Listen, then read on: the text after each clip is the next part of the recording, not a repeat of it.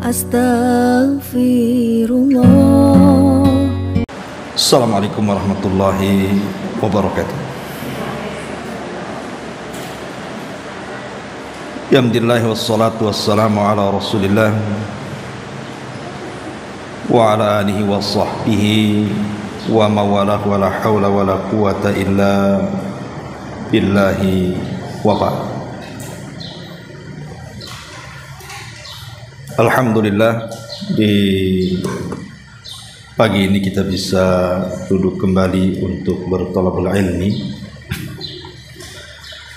Salawat dan juga salam kita hadiahkan kepada Rasul kita Nabi besar Muhammad sallallahu alaihi wa ala alihi wasallam.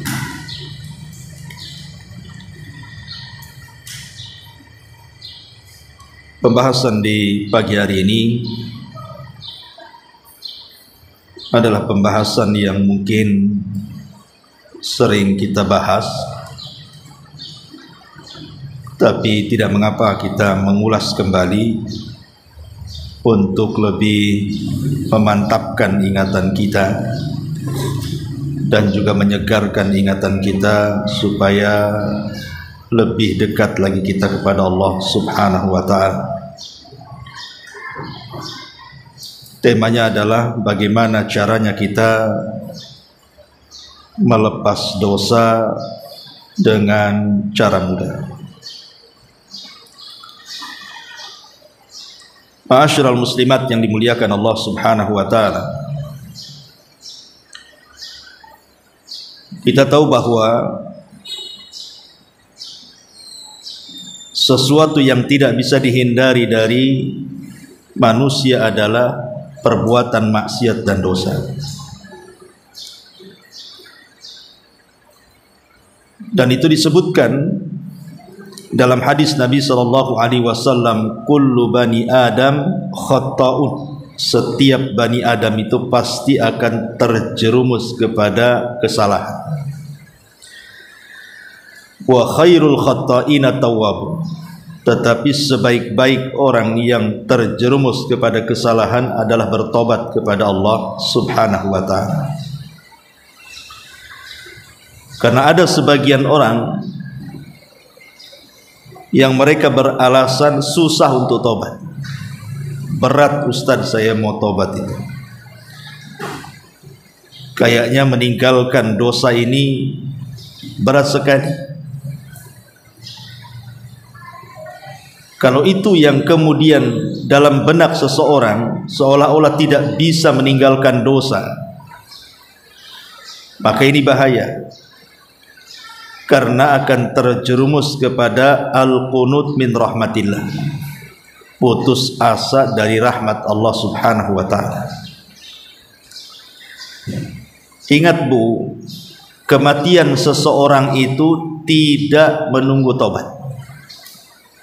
Kematian itu tidak akan menunggu orang itu bertobat, tapi bertobatlah baru menunggu kematian. Karena betapa banyak kisah-kisah dalam Al-Quran orang yang bertobat saat detik-detik kematian, seperti Firaun. Ketika dia tenggelam dan nyawanya hampir lepas dari badannya, dia mengatakan amantu bima amanat bihi banu Israel.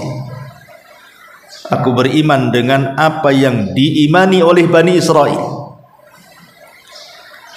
Apakah manfaat tobatnya Fir'aun? Tidak.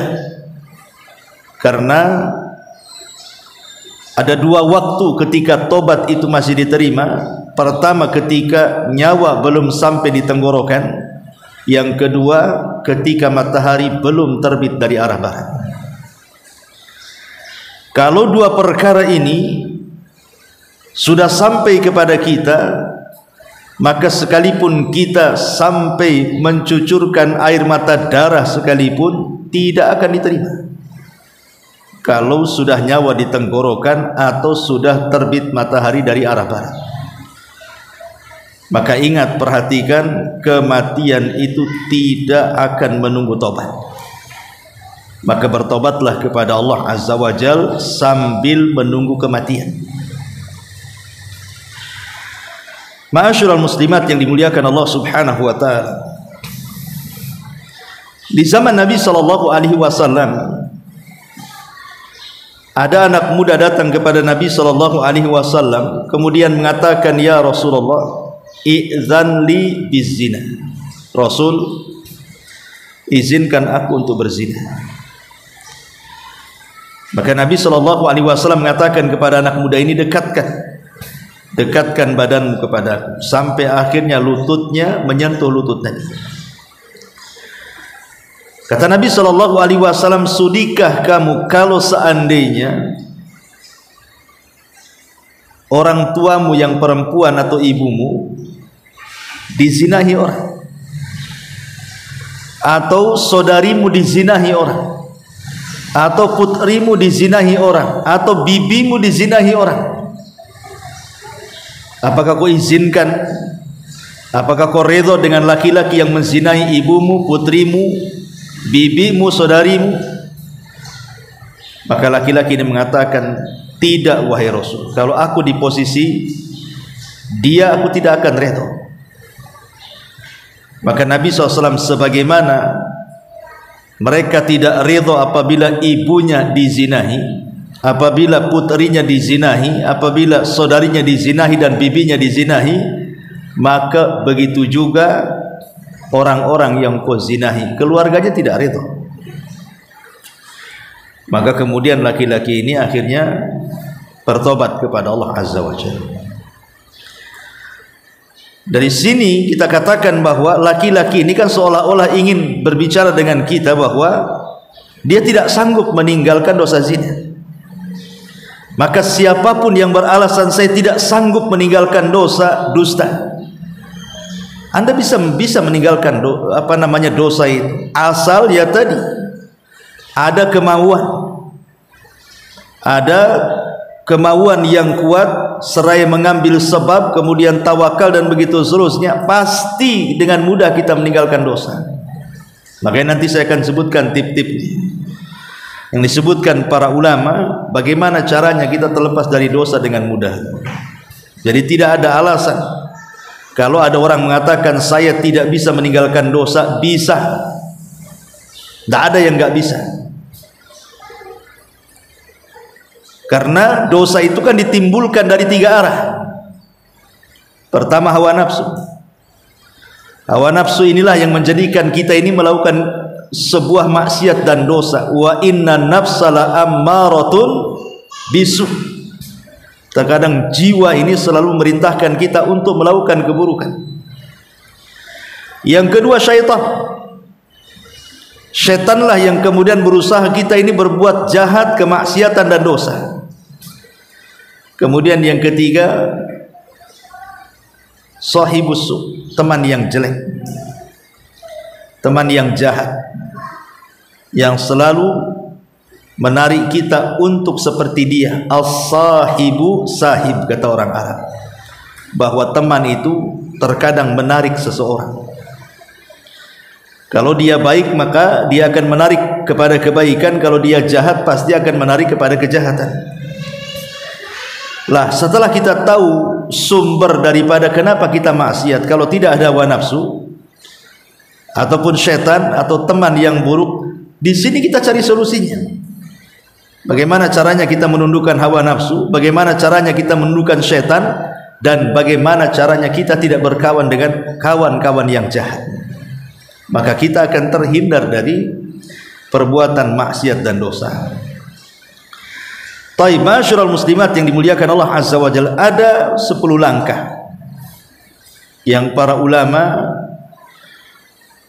menyebutkan tentang bagaimana caranya seseorang itu dengan mudah meninggalkan dosa. Yang pertama, al-i'tiraf bil khata'i. Akui bahwa kita ini memang makhluk yang senantiasa melakukan dosa. Jangan merasa suci. Kita ini makhluk yang berlumuran dosa. Makanya Nabi Allah Adam alaihi salatu wassalam ketika diturunkan dari sorga ke bumi, yang pertama kali dia mengakui dosanya, bahwa dia sudah bersalah kepada Allah. Apa kata Adam alaihi salam? Rabbana zalamna anfusana. Ya Rabb, kami memang melakukan kezaliman atas diri-diri kami. Jadi yang pertama akui bahwa kita ini melakukan dosa. Baru kemudian kata Adam alaihi salatu wassalam, fa illam taghfir lana wa tarhamna lanakunanna minal khasirin. Kalau engkau tidak memberikan ampunan kepadaku dan tidak memberikan kasih sayangmu kepadaku, tentu kami termasuk orang yang rugi. Ini yang pertama, akui bahwa kita ini melakukan dosa. Ma'asyiral muslimat yang dimuliakan Allah Subhanahu wa taala, kalau ibu datang ke dokter, kemudian ibu tidak cerita penyakit ibu, mana bisa dokter mengobati ibu? Datang ke dokter ditanya, penyakit apa bu? Diam aja. Penyakit apa bu? Diam saja. Gimana dokter mau tahu ngasih solusi kalau kita diam saja? Tapi kalau ibu ceritakan nih penyakitnya 1, 2, 3, 4, pasti dia akan carikan resepnya kan, supaya penyakit kita sembuh. Lah, mengakui penyakit di hadapan dokter itu sama dengan mengakui dosa di hadapan Allah. Nanti Allah kasih solusi itu. Akui dulu dosa di hadapan Allah, bahwa kita ini orang zalim, kita ini orang yang berbuat dosa. Akui di hadapan Allah Azza wa Jalla. Jangan merasa kita ini suci gitu maksudnya. Nanti Allah berikan taufik. Nanti Allah bimbing. Sesama makhluk saja dokter kepada pasien membimbing, masa Allah tidak membimbing kita?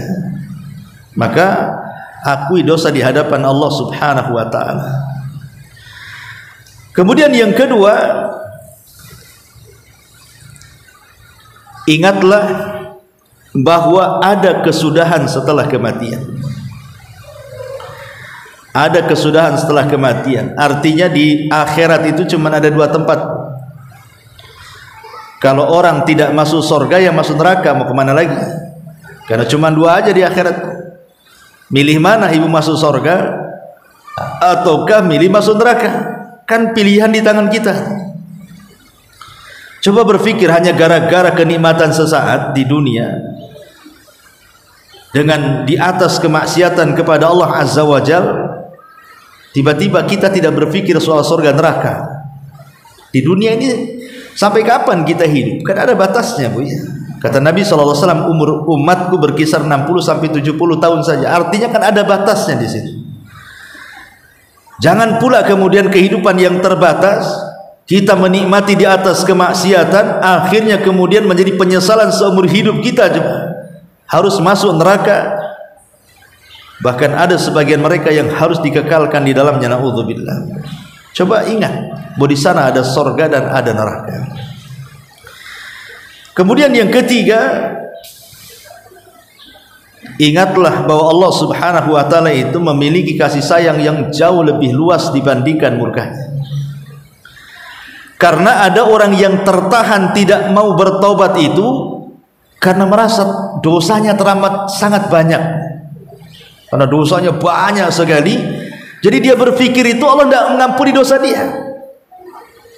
Justru sudah sering saya katakan, Bu, orang yang putus asa dari rahmat Allah Subhanahu wa taala lebih besar dosanya dibandingkan maksiatnya.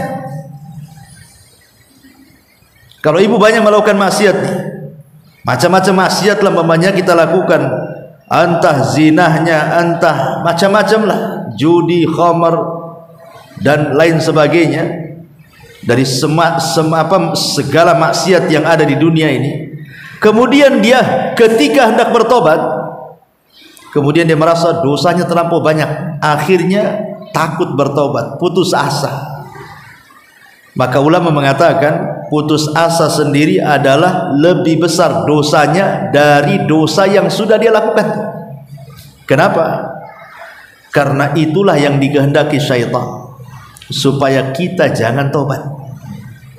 Memang setan sengaja kasih was-was sama kita itu supaya kita jangan bertobat, sehingga terjerumus kepada 2 kali dosa. Pertama, dosa yang ia lakukan. Yang kedua, dia terjerumus kepada dosa yang lebih besar dibandingkan dosanya, putus asa dari rahmat Allah.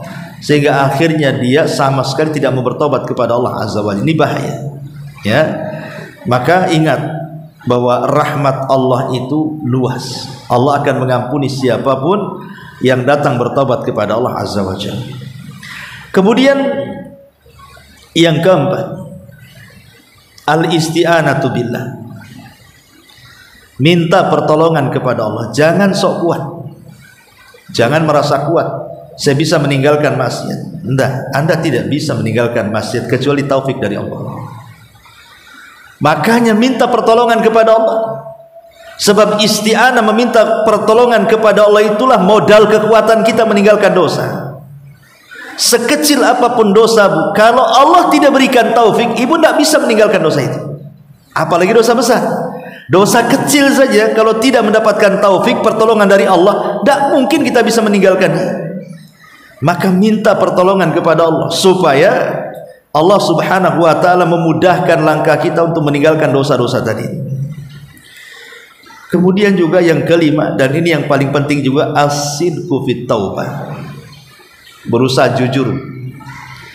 Memang kita ingin bertobat, bukan karena ketahuan orang akhirnya bertobat, bukan karena tekanan orang sehingga kita mau bertobat, bukan karena ini dan itu, tidak. Memang jujur dari lubuk hati yang paling dalam, kita tidak mau lagi melakukan maksiat itu.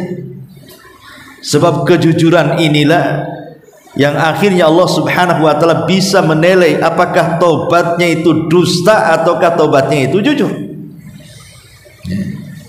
Karena ada orang yang kemudian bertobat itu karena paksaan. Dipaksa suami suruh pakai jilbab, akhirnya pakai jilbab kan. Dipaksa suami suruh sholat, akhirnya sholat.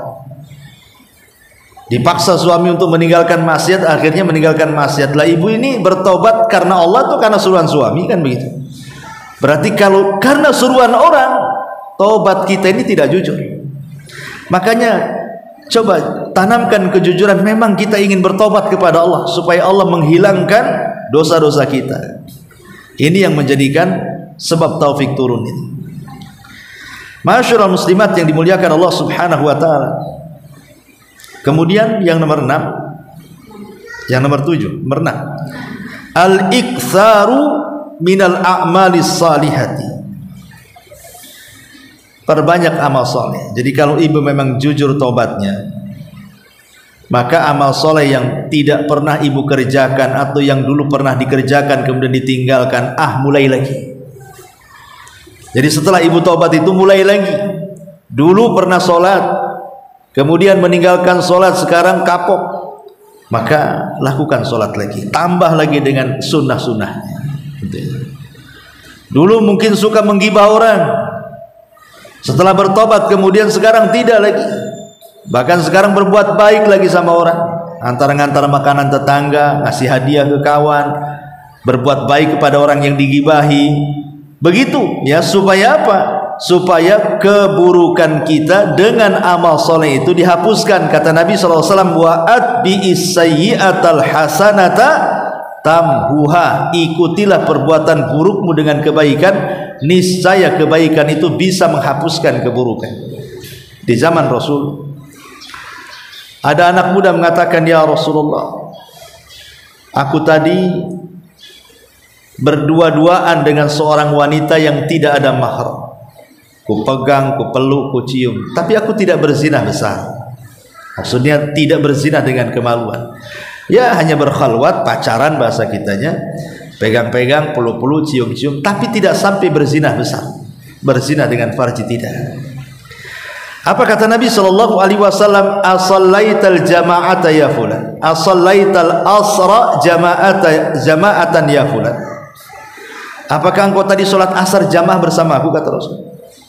Tadi kamu ikut sholat jamaah, sholat asar tadi. Maka anak muda itu mengatakan iya.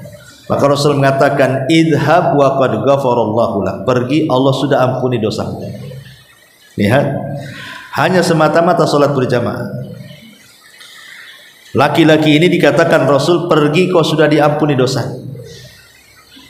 Dari sini juga ada syariat.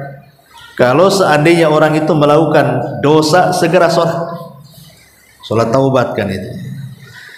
Tapi bagaimana Nabi SAW ketika mengatakan kepada anak muda ini, apakah engkau sholat asar berjamaah tadi wahai fulan? Dia mengatakan ya, Allah sudah ampuni dosa. Menunjukkan bahwa sholat berjamaah itu bagian daripada amal soleh, dan amal soleh itulah yang akan menghapuskan dosa-dosa yang sudah dilakukannya. Artinya hapuslah kesalahan dengan amal soleh, dan kalau bisa disesuaikan. Kalau dulu tidak pernah zakat, sekarang zakat tambah dengan sedekah. Kalau dulu tidak pernah sholat, lakukan sholat wajib tambah dengan sholat sunnah. Ya.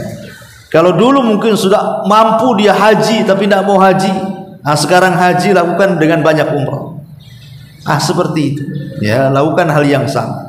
Kalau dulu suka mencaci maki, lisan ini suka melaknat, sekarang terbalik, suka memuji. Ya, suka berbuat baik kepada manusia. Pokoknya lakukan kebalikannya yang positif. Itulah maksudnya memperbanyak amal soleh, karena Islam itu kan agama amal. Islam itu agama amal. Kemudian yang nomor 7, al-ibtiad an asbabil maksiat. Usahakan sebab-sebab yang menjerumuskan kita kepada maksiat, jauhi. Apapun. Kalau lantaran ibu, pamannya ada tetangga yang memang ratu gibah di komplek ini, tahu tuh ratunya gibah, ya janganlah datang ke ratunya. Ya nanti ibu jadi CS-nya pula kan itu. Maksudnya sebab-sebab yang bisa melakukan dosa tinggalkan. Ini kalau saya main ke rumah ini pasti gibah, jangan main. Ya, ibu pegang handphone nih. Ini kalau saya nelpon kawan ini memang tujuannya bagus nih, mau silaturahim, nanya kabar. Tapi biasanya kalau nelpon lama nanti gibah orang, enggak usah nelpon dulu. Pokoknya sebab-sebab, seperti Allah mengatakan wala taqrabuz zina. Jangan dekat-dekat zina. Artinya dekat saja tidak boleh, apalagi berzina. Makna dekat di sini artinya hal-hal yang menjerumuskan kepada zina dari wasilah-wasilah itu tinggalkan wasilah. Kalau gara-gara handphone kita berzina, buang handphonenya. Kalau majalah, gara-gara baca majalah, melihat gambar-gambar porno dan yang lainnya mengakibatkan kita berzina, jangan dibaca, tinggalkan. Pokoknya wasilah apa saja, wasilah apa saja. Ini biasanya kalau utang, nanti kalau bayar sulit, jangan utang. Nanti biasanya kalau sudah tak bayar, bohong pula dia. Habis bohong, benci pula ketemu dengan orang yang sudah berbuat baik sama dia. Ya. Jadi di sini maksudnya al-ibtiad, dan ini sebab yang paling besar ya. Kalau ingin meninggalkan maksiat, ya memang harus menghindari sebab-sebab yang dengan sebab itu akhirnya kita bermaksiat. Ini yang nomor 7. Kemudian yang nomor 8, istisyar muraqabatullahi azza wa jalla. Berusaha untuk merasa kita ini diawasi Allah. Dengan kata lain, malu sama Allah. Masa kita malu sama manusia tapi tidak malu kepada Allah? Umpamanya ibu berzina di depan orang, malu nggak? Malu. Ya. Ibu nyopet di hadapan orang, nyopet umpamanya di minimarket, nampak di CCTV, sengaja memang ibu tuh nampak, kan malu, viral pula pakai cadar nyopet, ya kan? Coba kemudian ibu mencaci maki depan orang, malu. Kita ini kenapa lebih malu kepada manusia, tidak malu kepada Allah, gitu maksudnya. Kita bisa malu loh di hadapan manusia ketika kita maksiat, kita ketahuan. Lah hari-hari Allah mengetahui maksiat kita, kok kita tidak malu? Atau mungkin sebaliknya Bu, kalau ibu dipuji orang, oh ibu ini Masya Allah baik, senang kita. Ya. Ibu ini rajin, sholatnya rajin, taklimnya, itu besar kepala Bu. Ya. Kalau dipuji manusia. Lah sekarang kalau kita meninggalkan maksiat, Allah yang memuji kita, kenapa tidak bangga? Dan ketika kita maksiat, kenapa Allah tidak memandang kita, kita tidak malu kepada Allah? Jadi kalaupun kita tidak lebih atau melebihkan rasa malu kita kepada Allah, kata para ulama ya, walaupun kita tidak bisa melebihkan rasa malu kita kepada Allah dibandingkan manusia, minimalnya samalah. Sebagaimana kita malu kalau kita maksiat di depan orang, begitu juga kita malu kalau kita bermaksiat di hadapan Allah. Minimalnya sama. Kalau kita tidak bisa melebihkan Allah di atasnya, karena hanya dengan itu yang paling mujarab ya, yang paling mujarab orang meninggalkan maksiat itu ini. Kalau kita sudah merasa malu kepada Allah seperti malunya kita di hadapan manusia, itu paling cepat itu. Itulah namanya muraqabah itu namanya. Muraqabah itu artinya merasa diawasi Allah Subhanahu wa taala. Sebagaimana Ibrahim bin Adham yang sudah saya ceritakan, ada anak muda yang mengatakan, ya Imam, bagaimana caranya saya tidak dilarang maksiat, katanya. Kata Imam Ibrahim bin Adham, gampang, lakukan 5 perkara, kata. Kalau engkau bisa melakukan 5 perkara, silakan maksiat, kata. Kata anak muda ini dengan senangnya, kalau gitu apalah sebutkan wahai Imam. 1, kata Ibrahim bin Adham, kau boleh maksiat, tapi di bumi yang bukan bumi Allah, bisa? Kau boleh maksiat, tapi jangan pernah memakan rizki Allah. Kau boleh maksiat, tapi di tempat yang Allah tidak melihatmu. Kau boleh maksiat, asal ketika kau sedang sakaratul maut, kau ngomong sama malaikat maut, jangan kau matikan aku sampai aku taubat. Kau boleh maksiat kalau nanti di akhirat malaikat Zabaniyah menyeretmu ke neraka, kau katakan kepada dia, jangan seret aku ke neraka, masukkan aku ke surga. Kalau engkau bisa melakukan 5 perkara, silahkan maksiat. Gimana caranya coba? Jangan maksiat di bumi Allah. Bumi mana yang bukan milik Allah? Jangan silahkan maksiat, tapi jangan memakan rizki Allah. Rizki mana selain daripada rizki Allah? Enggak ada. Silakan kau maksiat, kata Ibrahim bin Adham, tapi jangan bermaksiat di tempat yang Allah tahu. Tempat mana yang Allah tidak tahu? Semua Allah tahu. Itulah namanya muraqabah di sini, merasa diawasi, artinya menanamkan perasaan malu. Malulah kepada Allah minimalnya seperti malunya kita kepada manusia. Kalau kita berzina di hadapan orang malu, kenapa di hadapan Allah tidak malu? Ingat, Allah tahu, walaupun ibu kunci, walaupun ibu gelapkan, walaupun tidak ada manusia, ibu di hutan, tetap Allah tahu. Manusia bisa ibu dustai, Allah tidak mungkin ibu dustai. Maka ini yang ke-8, istishar muraqabatullah. Hadirkan perasaan bahwa kita sedang diawasi Allah sehingga tertanam perasaan malu. Kemudian juga yang nomor 9, al-iktsar min dzikrillah. Perbanyak zikir kepada Allah Azza wa Jalla. Karena zikir ini bisa menghapuskan dosa kita. Terutama istighfar, astagfirullah, astagfirullah, astagfirullah gitu. Karena zikir ini bisa menghapuskan dosa-dosa kita. Walaupun dosa kita ini sebanyak buih yang ada di lautan, kan kata Rasul. Barang siapa yang membaca subhanallah bihamdi 100 kali, maka dia akan dihapusi dosanya, walaupun dosanya sebanyak buih yang ada di lautan, katanya. Jadi zikir ini jangan dianggap enteng. Walaupun amalannya ringan, mudah, siapapun bisa melakukannya, yang kecil, yang besar, yang laki-laki, yang perempuan, yang sakit, yang sehat, yang kaya, yang miskin, yang di rumah, yang di luar rumah, yang mukim, yang safar, semua bisa dilakukan zikir ini. Karena zikir itu tidak harus mengeluarkan harta. Tidak seperti haji harus mengeluarkan harta. Tidak harus mengeluarkan gerakan seperti sholat. Tidak harus berlapar-lapar seperti puasa. Tidak harus kemudian juga mengumpulkan gerakan dan harta. Nah, zikir ini cukup ngomong saja. Tapi lihat pahalanya luar biasa. Bisa menggugurkan dosa. Dan yang terakhir, ingat kematian. Tadi saya katakan di muqaddimah, kematian itu tidak akan menunggu tobat seseorang.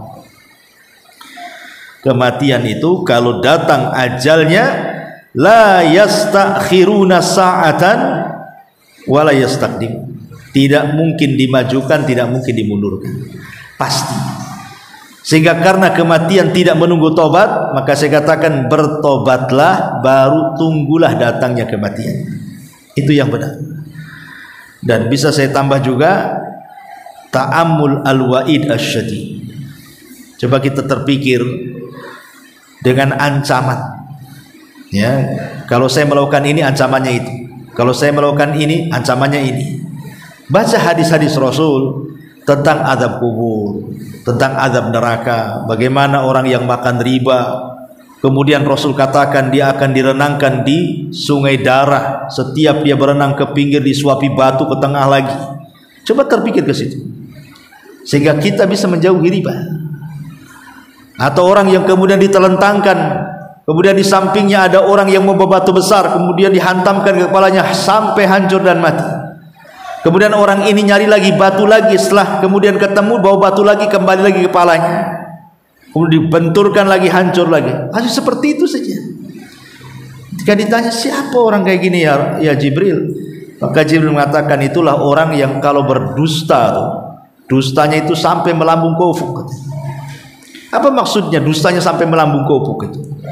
Kalau zaman dulu Bu, nyebar dusta itu, nyebar berita hoax itu kan tidak mudah, sulit, harus dari mulut ke mulut, dari tetangga ke tetangga, ya, baru kemudian tersebar satu desa. Kalau di desa mungkin lebih mudah menyebarkan hoax, ya kan? Kalau di kota kan orangnya cuek-cuek kan agak sulit kan. Tapi di zaman sekarang cukup dengan handphone saja ibu ketik sesuatu, di share di Facebook, di mana, buat berita dusta. Itu sudah nyebar kemana-mana Bu. Nah, itulah dusta yang sampai ke ufuk.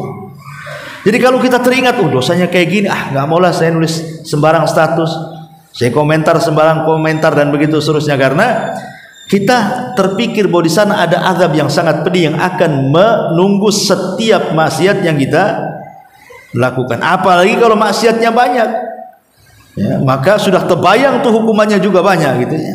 Maka cobalah kemudian merenung bahwa di sana ada azab yang syadid, yang kuat dari Allah Subhanahu wa ta'ala. Kemudian juga an yatakhayyal al-muslim man yujilluhum wa yahtarimuhum yantadiruna ilaihi wa huwa yaf'al dzalika dzam. Hendaklah seorang muslim menghayal siapa yang memuliakan dia sebenarnya di dunia ini, Allah atau siapa gitu, yang kasih rezeki siapa gitu, yang kasih kesehatan sama ibu siapa, yang kasih kemudahan siapa, kan semua Allah. Loh, Allah kasih segalanya, tiba-tiba kita maksiat kepada dia. Bahasa sederhananya Bu, kalau ibu sudah punya anak nih, ibu besarkan dari lahir, ibu kasih makanan yang bergizi sampai sekolah SD, SMP, SMA sampai kuliah, akhirnya kemudian dia pula orang yang paling durhaka kepada ibu. Coba, apa nggak sakit hati itu? Walillahil matsalul a'la. Harusnya kita juga memahami logika seperti ini. Allah itu lebih tinggi permisalannya. Kalau sama ibu saja bisa sakit hati, Allah juga bisa lah kan begitu. Tapi Allah itu rahim, bedanya. Allah bisa marah, tapi satu sisi Allah rahim. Dan rahimnya Allah lebih dibandingkan kemarahannya. Kemudian juga kata para ulama juga, selain daripada terpikir seperti itu, mereka mengatakan, ingatlah firman Allah Subhanahu wa ta'ala, walladzina jahadu fina lanahdiyannahum subulana. Dan orang-orang yang sungguh-sungguh ingin melepaskan dosanya, maka kami akan beri hidayah kepadanya. Jadi jangan katakan aku tidak bisa meninggalkan dosa, berat sekali, mustahil aku nggak bisa. Nggak ada. Orang semua bisa meninggalkan dosa kalau dia bersungguh-sungguh.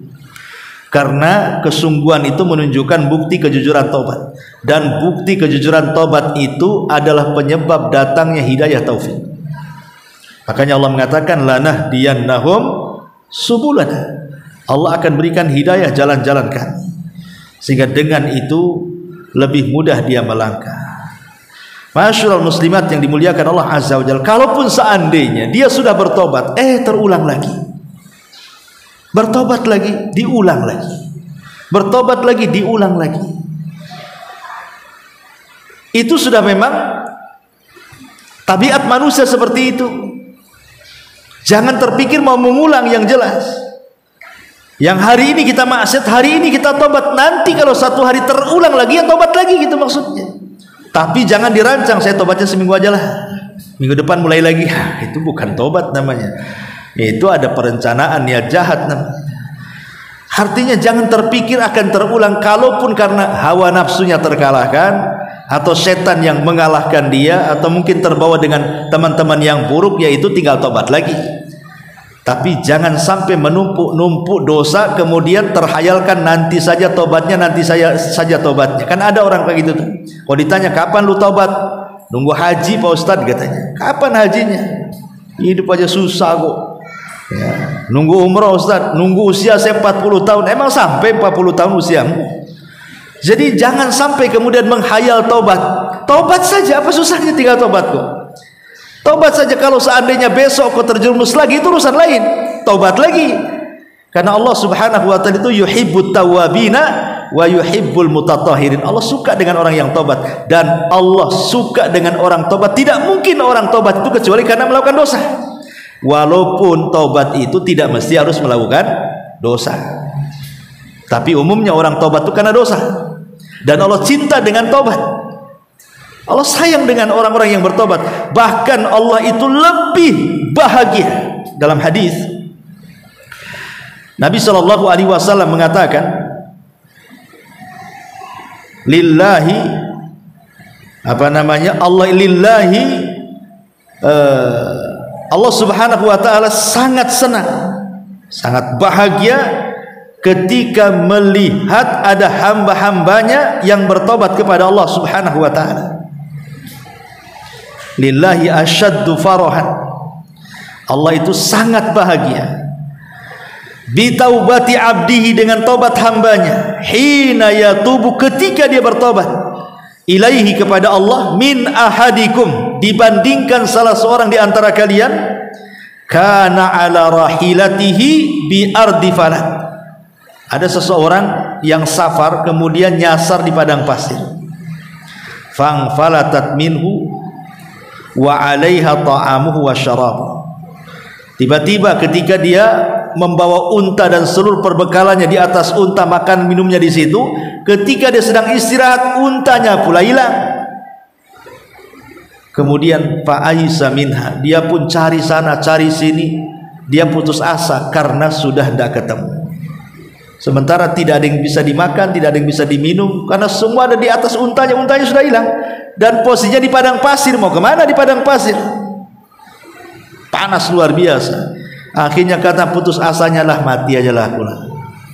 Ketika dia tertidur kelelahan, setelah lama dia tidur, dia terbangun, rupanya untanya jilati mukanya.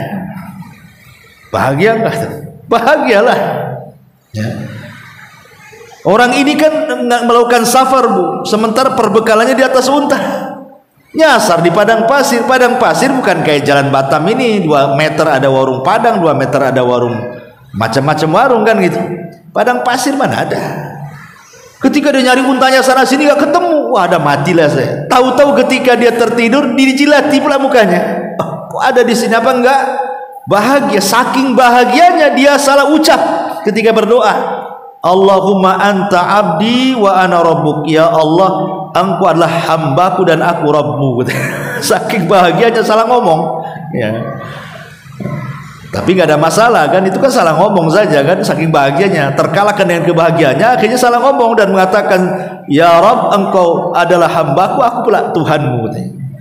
Kenapa? Karena min syiddatil farah, salah dia karena bahagianya. Tapi kata Rasul, orang ini bahagia luar biasa, saking bahagianya salah ngomong. Tapi Allah lebih bahagia dengan tobatnya seorang dibandingkan orang ini yang sudah hampir putus asa karena kehilangan makanannya. Jadi dari sini menunjukkan bagaimana orang yang bertobat itu adalah kebahagiaan tersendiri bagi Allah Subhanahu wa taala. Maka saya akhiri dengan ayat qul ya ibadiyalladzina asrafu ala anfusihim la taqnatu min rahmatillah innallaha yaghfiru dzunuba jami'a innahu huwal ghafurur rahim. Katakan, wahai hamba-hambaku, orang-orang yang mereka melampaui batas terhadap diri mereka. Kenapa kalimatnya melampaui batas kepada diri mereka? Kenapa tidak disebut dosanya saja? Artinya di sini kalimat asrafu ala anfusihim, yang mereka melakukan atau melampaui batas terhadap diri mereka. Karena tingkatan dosa manusia itu banyak. Ada yang sedikit dosanya, ada yang banyak sekali, ada seumur hidup dia melakukan dosa kemudian tobat. Tetapi Allah katakan la taqnatu min rahmatillah. Sekalipun kita ini melakukan semua dosa, tetap jangan putus asa dari rahmat Allah Subhanahu wa taala untuk bertobat. Kenapa? Innallaha yaghfiru dzunuba jami'a. Karena Allah mengampuni semua dosa. Innahu huwal Ghafurur Rahim. Dia adalah zat yang maha ghafur. Ghafur itu bukan hanya sekedar mengampuni, tetapi ghafur itu artinya Allah mengampuni dan Allah juga menutup aibnya. Itu mana ghafur, ya. Makanya Bu, kalau ibu berdoa minta ampun, jangan berhenti mengatakan ya Ghaffar, ya Ghaffar ighfirli, ya Ghafur ighfirli. Karena kita bukan hanya semata-mata minta diampuni dosa saja kan Bu. Kalau bisa aib kita juga ditutup. Kalau bukan karena Allah yang menutup aib kita, tidak ada manusia yang menghormati kita. Makanya penting kita terus meminta kepada Allah dan bertawasul dengan nama Allah, ya Ghaffar atau ya Ghafur, karena dengan kalimat itulah bukan hanya diampuni dosa, tapi juga aib-aib kita ditutup di hadapan manusia. Wallahu a'lam bishawab. Sampai di sini. Taib, sebelum saya tutup, silakan kita buat tanya jawab.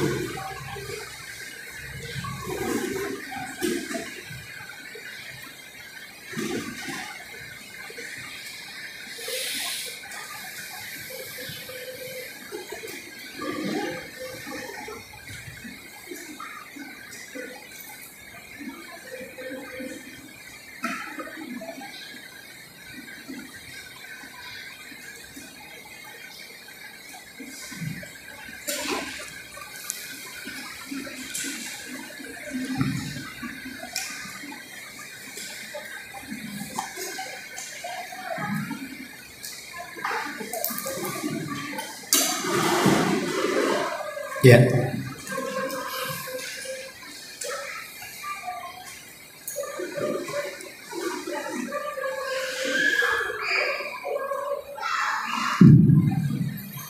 Bismillah. Assalamualaikum Ustaz. Waalaikumsalam. Ustaz, ini bukan tema yang hari ini, tapi tema yang di hari Sabtu pagi ini dari saya Ustaz. Ustaz ada sampaikan, ketika kebanyakan orang menyikapi yang terjadi saat ini di Palestina, terkadang mereka yang tidak ke masjid, tidak sholat, bahkan terkadang mereka yang pelaku maksiat bersorak-sorak meminta kemenangan untuk Palestina. Bahkan yang kita lihat cara mereka sampai seperti mereka lah seolah-olah yang mengetahui, yang sangat mengetahui kepentingan Palestina daripada orang-orang yang berilmu. Yang Anda tanyakan di sini Ustaz, apakah antusias mereka, orang-orang yang seperti itu, atau keinginan orang yang seperti itu, Allah ijabah juga doanya Ustaz? Apakah ada manfaat atas perbuatan dia untuk orang Palestina? Ya, alhamdulillah. Salatu wassalamu ala Rasulillah, amma ba'd.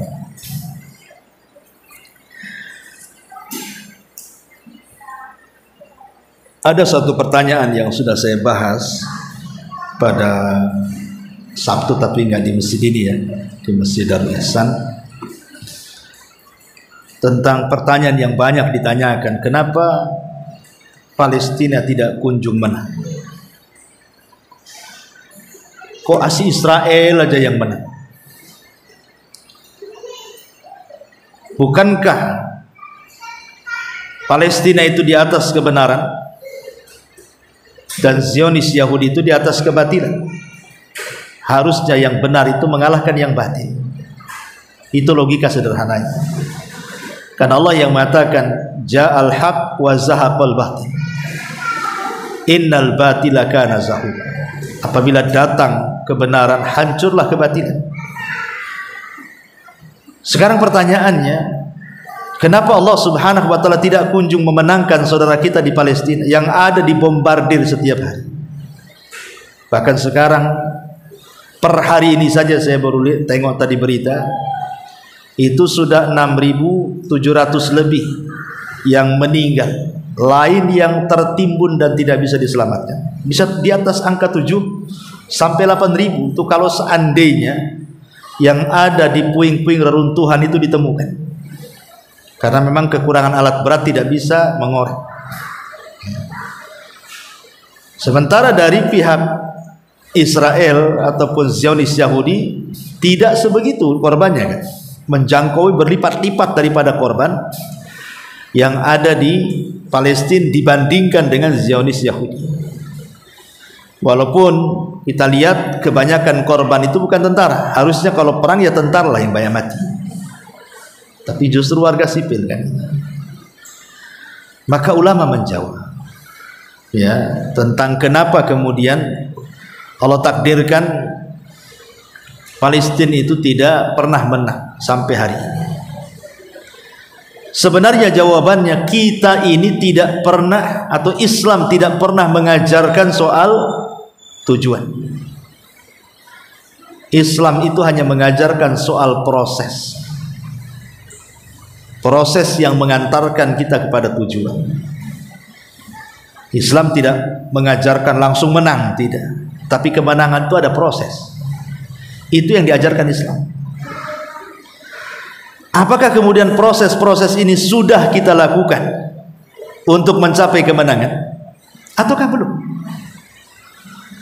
Kalau kemudian proses-proses ini, sebab-sebab yang mengarah kemenangan itu belum kita lakukan, sampai kiamat dia akan menang. Karena prosesnya tidak dilalui. Kalau prosesnya sudah dilalui, insya Allah, walaupun Palestina itu sedikit orangnya, Zionis Israel itu banyak, bahkan dari segi perjatahan juga canggih. Kita yakin dalam firman Allah Azza wa Jal, kam min fi'atin qalilatin ghalabat fi'atan katsiratan biidznillah. Berapa banyak kelompok yang kecil bisa mengalahkan kelompok yang besar, bisa mengalahkan kelompok superpower sekalipun kalau Allah yang izinkan. Tapi kalau Allah belum izinkan, ya tidak akan menang. Jadi kita ini bicara soal proses. Tetapi menang di hadapan Allah itu tidak mesti Palestina merdeka. Karena Allah Subhanahu wa taala mengatakan, "Wa man yakhruj min baitihi muhajiran ila Allah wa rasulihi thumma yudrikhul mautu faqad waqa'a ajruhu 'ala Allah." Allah Subhanahu wa taala mengatakan, barang siapa yang hijrah dari rumahnya menuju Allah dan Rasulnya, sebelum sampai di tempat hijrah kok dia mati, maka pahalanya sudah sampai, sudah dianggap hijrah walaupun belum sampai ke tempat hijrah. Sama dengan orang yang berniat ingin jihad, udah ada niat tapi dia sakit, akhirnya mati pula di pembaringan, maka dia sudah mendapatkan ajrus syahid, pahala orang mati syahid. Artinya bahwa di sisi Allah dia menang, karena sudah sampai kan kepada kemenangan. Bukankah hakikat kemenangan itu faman zuhziha 'anil nar wa udkhilal jannah faqad faz? Siapa yang dikeluarkan dari neraka dimasukkan ke surga, itulah yang menang. Hakikatnya dia sudah mendapat kemenangan di hadapan Allah, walaupun secara kasat mata di dunia mereka dibombardir, mereka dinuklir, ditembaki, ditank, di macam-macam, dihujani bom, macam-macam. Ya. Jadi ingat bahwa kita ini cerita proses. Yang kedua, ya, kalau kita belum mampu merubah diri kita untuk merubah sebuah kaum, mungkinkah kemudian kaum itu berubah? Tidak. Karena Allah yang mengatakan, innallaha la yughayyiru ma biqaumin hatta yughayyiru ma bi anfusihim. Allah tidak akan merubah sebuah kaum sampai kaum itu yang merubah. Nah, kalau sekarang kemudian kita berkuar-kuar, kita mengutuk Zionis Yahudi dengan sangat keras, membakar bendera Israel, teriak-teriak, datang waktu sholat tak sholat, datang waktu majelis taklim tak hadir di majelis taklim, tidak pernah berzikir, maksiat jalan, kelakuannya kayak Yahudi, cuman Allah akan kabulkan permintaannya? Maka lautan manusia di mana-mana negara pun nggak akan bisa membantu, nggak akan bisa membantu. Makanya kita kan yang mereka hajatkan itu doa-doa kita lah, ya kan? Doa-doa orang-orang yang memang dekat dengan Allah. Masa dari semua orang yang berdoa kepada Allah tidak sampai kepada Allah? Allah tidak kabulkan. Pasti ada yang dikabulkan. Tapi kalau kita membaca bab doa juga ada kan perkara-perkara doa itu tidak bisa dikabulkan kan. Salah satunya ya tadi makan makanan haram, minum minuman haram. Karena doa ini ibarat pisau dengan penggunanya. Kalau pisaunya tajam, penggunanya lihai, dia senang aja cincang apa aja dicincang dia. Tapi kalau seandainya pisaunya tajam, orang yang menggunakan tak lihai bisa senjata makan tuan itu namanya. Atau terbalik, ya orangnya bagus pisaunya, pelata tajam. Jadi doa itu harus tajam pisaunya, lihai pula penggunanya. Maknanya kalau kita ini dekat dengan Allah dengan banyak melakukan ibadah kepada Allah, kemudian kita berdoa kepada Allah supaya kemenangan Palestina, insya Allah Allah kabulkan. Tapi kalau kelakuan kita kayak Yahudi, kemudian kita minta Yahudi dibinasakan, kelakuan Anda saja orang Yahudi.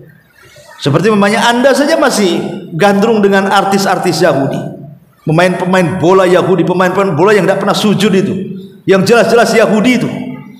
Nah, ini gimana ceritanya kok kemudian kita mengkantar Yahudi, tapi kita pula masih mengidolakan Yahudi di satu sisi? Ini nggak bisa, ya seperti ini. Makanya sebenarnya kenapa Palestina sampai hari ini belum Allah menangkan? Karena kita tidak cerita kemenangan. Kita cerita proses kemenangan. Mereka itu sudah menang di hadapan Allah, walaupun tidak menang di hadapan manusia. Karena mereka betul-betul mempertahankan negeri mereka. Dan jihad bagi mereka wajib. Tapi jihad bagi kita fardu kifayah. Tapi bagi mereka wajib. Kecuali mereka nyerang kita, kita wajib di sini. Mereka yang fardu kifayah. Tapi ketika menyerang mereka, mereka yang jadi fardu wajibul ain itu. Wajib mereka bertahan kayak kita lah zaman dulu Belanda. Mungkin Palestina hari ini kita mungkin lebih lama lagi dijajah dulu kan, hampir 300 tahun dengan itu. Kita nggak tahu saja kondisi zaman dulu, hanya dapat cerita-cerita saja keganasan Belanda dan Jepang itu. Kurang lebih saja kalau negara sudah dijajah itu pasti dihinakan penghuninya. Apa kata Balkis ketika mendapatkan surat dari Sulaiman? Ketika kemudian orang-orang mulianya mengatakan, wahai ratu, serang saja, kita punya kekuatan. Apa kata Ratu Balkis? Wahai para pejabatku, ingat, sebuah kaum kalau sudah menguasai negara, menjajah, maka dia tidak akan memuliakan negara itu, pasti akan dihinakan. Sebaiknya kita damai saja. Itulah cerdasnya Ratu Balkis, ya. Nggak ada namanya penjajahan, ya pasti ya apa yang kita lihat hari ini. Kalau negara sudah menjajah itu ya mestilah pembunuhan dan pembunuhan tiap hari, seperti itu. Cuman karena bagaimanapun Muslim satu dengan Muslim yang lainnya itu kal jasadil wahid, seperti jasad yang satu. Artinya kalau satu jiwa warga Palestina meninggal, itu juga kita rasakan di sini bagaimana meninggalnya. Kalau orang Palestina kemudian terluka, maka itu pun menjadi sakit luka mereka bagi kita. Tetap kita harus punya jiwa seperti itu, karena bagaimanapun seorang Muslim dengan Muslim yang lain kalbunyan yashuddu ba'duhu ba'dha, kan? Bisa menguatkan satu dengan yang lainnya, bahkan sama dengan satu badan. Kalau sakit saja anggota badannya, maka satu badan akan sakit. Itulah kondisi. Makanya kita yang mereka hajatkan selain daripada ya urusan makanan, minuman dan yang semacamnya, tapi yang lebih besar daripada itu hanyalah doa. Sebenarnya kekuatan doa itulah, makanya kenapa warga Palestina walaupun kekurangan segala-galanya, mereka masih hidup. Kalau bukan karena pertolongan Allah, siapa lagi? Mereka masih hidup, masih segar bugar, masih bisa melawan, kan gitu. Padahal pasokan air sudah kurang, pasokan itu kan keajaiban luar biasa. Ya, mereka masih tegar, bahkan anak-anak mereka pun tegar. Kalau saya lihat video-video yang potongan-potongan video itu, bapaknya meninggal, tidak ada raut sedih itu anak-anaknya. Dengan bangga dia mengatakan, ini yang diinginkan bapak saya syahid gitu. Luar biasa katanya. Nah, ini kan udah terdoktrin seperti itu. Yang kita hanya bisa mendoakan dan berusaha juga kebaikan, kemenangan itu kembali kepada kita. Kalau kita kaum muslimin di mana saja mau kembali kepada agamanya, sewaktunya sholat ya sholat, waktunya ngaji, waktunya ya perbaiki akidah, ibadah dan begitu seterusnya. Insya Allah akan memenangkan perang bagi saudara-saudara kita dimanapun mereka berada. Kalau kaum musliminnya lebih baik lagi, karena merubah sebuah kaum tidak mungkin mampu kecuali dengan merubah diri kita sendiri itu, baru merubah kaum tadi. Wallahu a'lam bishawab. Saya kira cukup ini. Saya harus berbatam saja. Subhanaka wa bihamdika asyhadu an la ilaha illa anta astaghfiruka wa atubu ilaik. Allahu ta'ala.